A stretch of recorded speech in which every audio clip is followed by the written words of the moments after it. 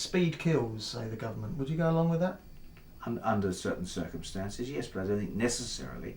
I mean, it's the abuse of speed and the probably speed by the wrong people in the wrong car under the wrong circumstances. Yes, that's bad.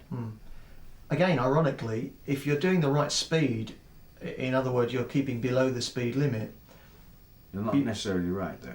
Absolutely. I mean, it seems to me you can keep within the speed limit and you can stick to the bumper of the car in front, which is a big problem. Yeah. You can have your fog light on when you don't need to have your fog light on. You can be lighting cigarettes, using your mobile phone, changing lanes But without I've never looking. heard of anybody pinched for using a mobile phone. Have you?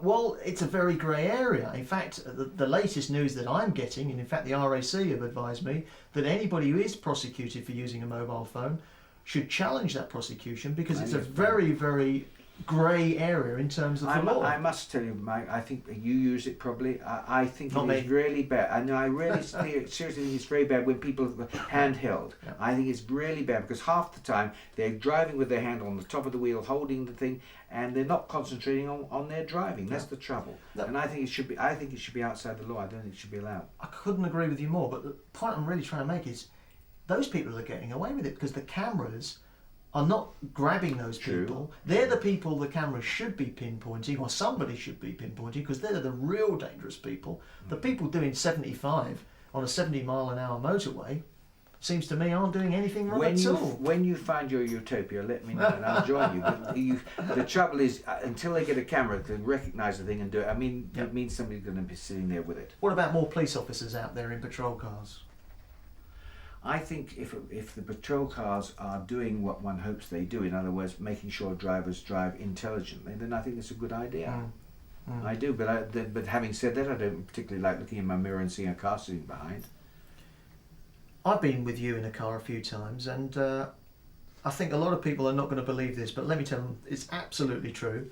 When you overtake people, you often sound your horn at them, not to have a go at them and to tell them to get out of your way, but to actually remind them that you're there. Yeah. In fact, ironically, in a lot of third world countries these days, in parts of Asia, for example, they use exactly the same principle. Everybody's sounding their horn to They read warn my people. stories.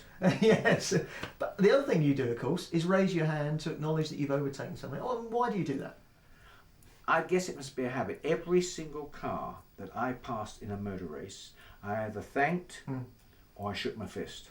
Shaking my fist meant I was displeased. Thanking them meant I was pleased. And I think now that if somebody lets me past, okay. Not if they don't pull over or they're nasty, then I won't do it. But if somebody waves you on or something, then I'm very pleased that they do that. But you see, I reckon the motorists don't use their rear view mirror very much. Otherwise, they'd be more aware of what was going on behind. Isn't the other problem that when somebody sounds their horn, that's instantly received as a sign of aggression? Somebody did it to me today. They sounded their horn pretty violently. It depends how you do it. It's like shouting, isn't it? Yeah. You know, and speaking. I mean, if you raise your voice, that's one way of saying something. But I normally just give a toot to say, listen, I'm coming past. And I agree with you. Even with motorbikes, sometimes if I'm going past because I'm worried about it, I toot. They don't always take it the way it's meant. Yeah. So your advice to people is, if you go round somebody, if you've perhaps gone a little bit too close to them, not that you should, not that there's any need to go too close to anybody if you're overtaking properly, but if you've maybe chopped in a bit quicker than you thought you were going to, and you've maybe given the little old lady a bit of a scare behind you, raise your hand, acknowledge what you've done. Up, thank you. Yes, exactly. Yeah. I think so. I think it'll go a long way. I think people are a bit afraid to do it, same as they're afraid to smile at each other. But Mike, I think one of the most important things on the road, frankly, is people driving uninsured, and that comes up. You read of somebody with uninsured and there's been an accident, somebody may be gravely hurt, and I feel the law should change, where but with the car disc thing should be an insurance disc which shows the date, so that if if the police see the insurance is out of date, that's when they should hit them, I reckon. Yeah.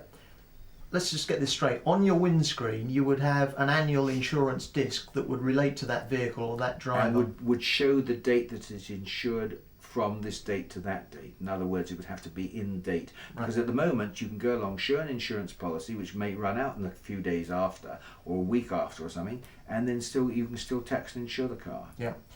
Or tax it, not insure it. The other beauty of that sort of insurance disc system means that while those parking attendants are out there having a go at us for overrunning our time on a parking meter for a minute, they can also check those discs and Yeah. report those Yeah. cars that don't have them. Yeah. And it's very serious.